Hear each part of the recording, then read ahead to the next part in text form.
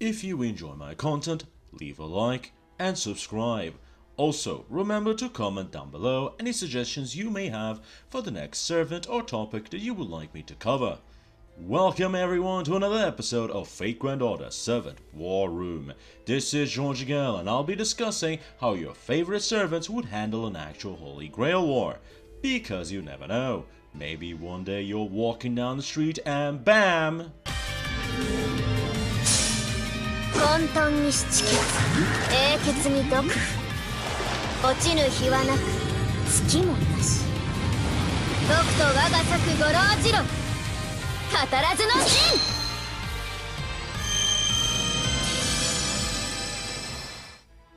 Sima Yi is a 5-star writer servant released with the current Case Files event. Despite looking like a small girl, Sima Yi is a pseudo-servant, meaning that it's a heroic spirit utilizing the vessel of a human, much in the same way as Mash and Waver. I'm not exactly sure if this summon is unique to Chaldea or if Sima Yi to be summoned needs to be a pseudo-servant. Regardless, should you summon this version of Sima Yi by some miracle or curse, how well would she handle the war? As a pseudo-servant, the majority of the personality belongs to the vessel being used. Reines El-Melloi, a clock tower magus of a powerful family. However, unlike Mash or Waver who have full control, Reines does not have full control. Simo still has some decent amount of control, being able to constantly communicate with Reines as well as take over whenever something interests him. Aside from that though, you'll mostly deal with Reines and not Sima Yi. Reines is a teaser that takes in enjoyment from others' crises and troubles. She might have an easygoing tone, but she is extremely reserved and hides away her true self due to the many assassination attempts done on her life. If you do manage to establish a bond with her, she'll become clingy and troublesome for you, as she tries to cause you troubles so that she can see your troubled expression. Although she has a unique personality, I don't think most masses will have issues with her. Worst case scenario, you don't like each other and you both act as business partners during the war. Stats-wise, Reines is surprisingly well statted for a rider. However, these stats don't necessarily mean that they are hers. What do I mean? Let's talk about skills, because she has 6 of them. Magic Resistance, rank B, a pretty standard rank for most servants. With this skill, as usual, casters will be crying in the corner because magic resistance is broken and everyone has it. Riding, rank B. She can ride most vehicles, but phantasmal beasts and the like are not included. Territory creation, rank B. Despite not being a caster, Reines can build many advantageous territories for her and others. Supreme, Mystic Code, Volume, Adragirum. Rank B. Reines' main and only method of combat. It is the El-Melloi's primary Mystic Code, and a pretty powerful one at that. This Mystic Code has made an appearance in Fate Zero under Canef's control, and although there it ended up looking a bit lackluster due to Kiritsugu, do not be fooled. This Mystic Code is extremely difficult to deal with and survive against it, especially in the hands of Reines, who has more control over it than Canef did, allowing the blob to become an almost sentient being. Tremor, as it's called, is a semi-autonomous golem capable of shapeshifting into multiple forms as well as act as a supercomputer. It's an extremely dangerous weapon as shown by Canef, being able to tear and cut through walls and obstacles like they were made of paper. However, its defense is by far the more impressive feature. Able to wrap around Canef and his wife, Trimo has shown capable of saving 2 people from a collapsing skyscraper, instantly wrap around its user to protect it from surprise gunfire, and even when its weak point was found, Canef was able to cover that weakness immediately afterwards. However, in the hands of Reines, it's even better. With a more autonomous will, Trima can adjust accordingly to enemies' attacks, unlike with Kenneth that needed to do it manually. Trima can even wrap around the user as a suit of armor, allowing for mobility and protection all at the same time. Yet Trima's true power comes from its supercomputer feature. Trima is best at statistical analysis and pattern recognition, making her amazing at tracking enemies as well as unraveling any kind of schemes enemies might be conducting. In addition to this, Trima can also learn over time. Through Flat's magical hacking, Trima was able to learn about a specific movie about a killer robot from the future, but more importantly was also able to learn how to hack computers. This is an incredible mystic code that does not belong to Sima Yi and instead belongs to the original owner of the body, Reines. As such, while in the hands of a Magus, this mystic code would not have a chance against a servant, now that it belongs to a servant, it actually poses a threat to them.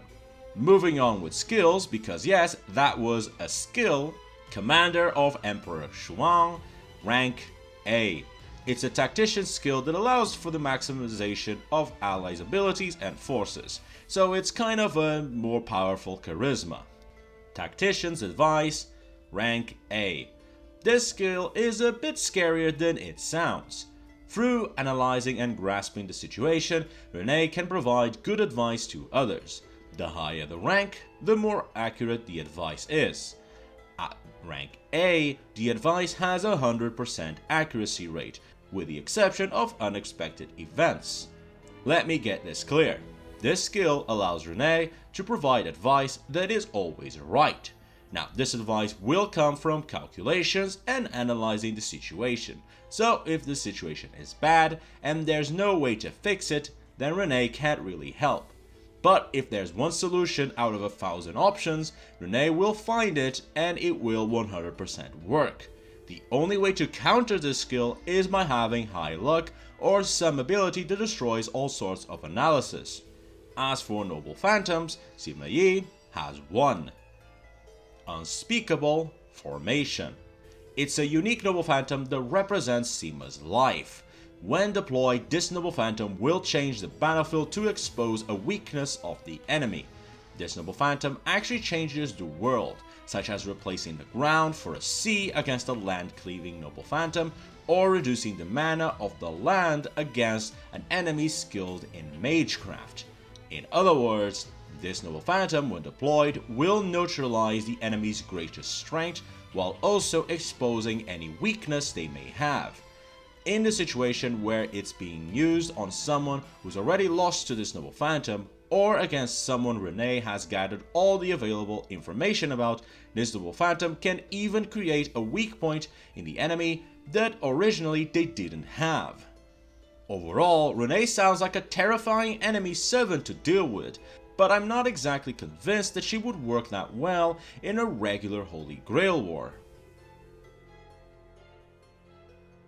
Supreme Tactician.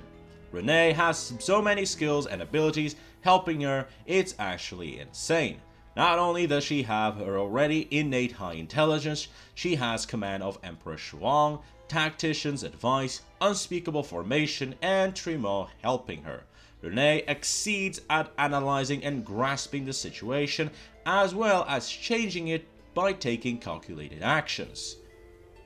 Defensive Nature.